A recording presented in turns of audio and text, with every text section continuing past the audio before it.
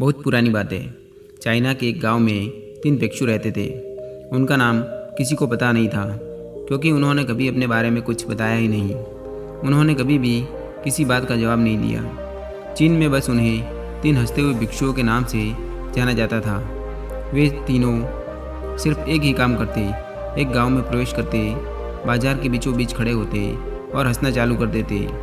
यह अपने पूरे अस्तित्व के साथ हंसते। अचानक लोगों का ध्यान उनकी तरफ खींचा चला आता और धीरे धीरे उनके सामने लोगों की भीड़ चारों तरफ जमा हो जाती। वे इतनी एकाग्रता तथा संपूर्णता के साथ हंसते कि उनकी हंसी देखकर सारा गांव हंसने लग जाता। जब वह पूरा गांव हंसी की समुद्र में डूब जाता तो वे दूसरे गांव चले जाते।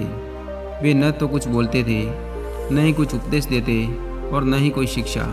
वे जहाँ भी जाते अपनी हंसी से ऐसा माहौल बना देते कि लोग अपने सारे दुख दर्द भूलकर बस हंसने लग जाते। धीरे धीरे चाइना के लोग उन्हें बहुत प्यार करने लगे और वह पूरे चाइना में फेमस हो गए, 3 लाफिंग मॉन्क के नाम से। चीन के लोग उन्हें बहुत प्यार करते, उनका सम्मान करते। इससे पहले और उनके बाद भी कभी किसी ने इस तरह से प्रचार नहीं किया कि जीवन केवल एक हंसी होनी चाहिए और कुछ नहीं। वे विशेष रूप से किसी पर नहीं हंसते थे।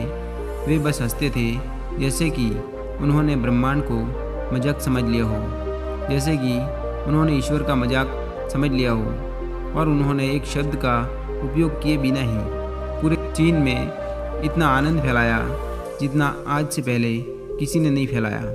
लोग उनका नाम पूछते लेकिन वे बस हंस देते। इस तरह से उनका नाम बन गया 3 लाफिंग मॉन्क, यानी 3 हंसते हुए भिक्षु। पूरे चीन में घूम घूम कर लोगों को हंसाते हुए समय के साथ वे तीनों बूढ़े हो गए। एक रात जब वे एक गांव में ठहरे हुए थे, उन तीनों में से एक भिक्षु की मौत हो गई। पूरा गांव स्तब्ध रह गया।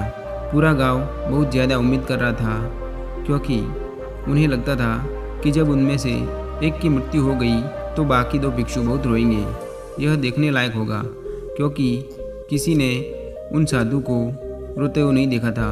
जब सुबह हुई तो पूरा गांव इकट्ठा हुआ, लेकिन दोनों भिक्षु तीसरे की लाश के पास खड़े होकर जोर जोर से हंस रहे थे।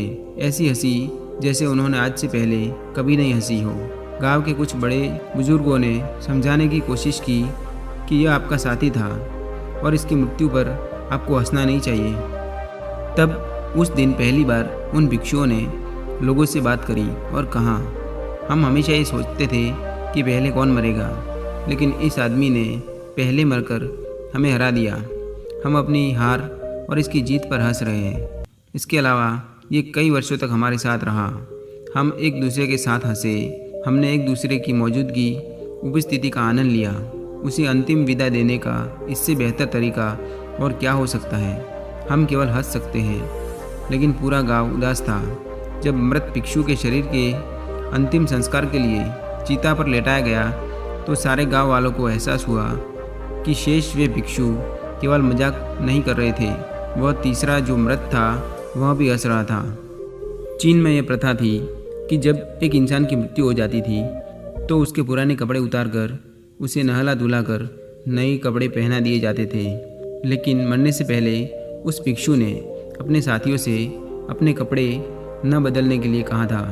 तीसरे भिक्षु ने कहा, मुझे स्नान मत करवाना, क्योंकि मैं कभी अशुद्ध हुआ ही नहीं। मेरे जीवन में इतनी हंसी आई कि कोई अशुद्धता जमा ही नहीं हो सकी। मैंने कोई धूल जमा नहीं की है। हंसी हमेशा युवा और ताज़ा होती है, इसलिए मुझे नहलाकर मेरे कपड़े मत बदलना। जब उस तीसरे भिक्षु के शरीर पर आग लगाई गई, गांव वालों को पता चला कि उस भिक्षु ने मरने से पहले अपने कपड़ों में कुछ पुराने चीनी पटाखों को छुपा रखा था, जो आग लगने के बाद आसमान में फटकर रंग बिरंगे कलर में फैल गए।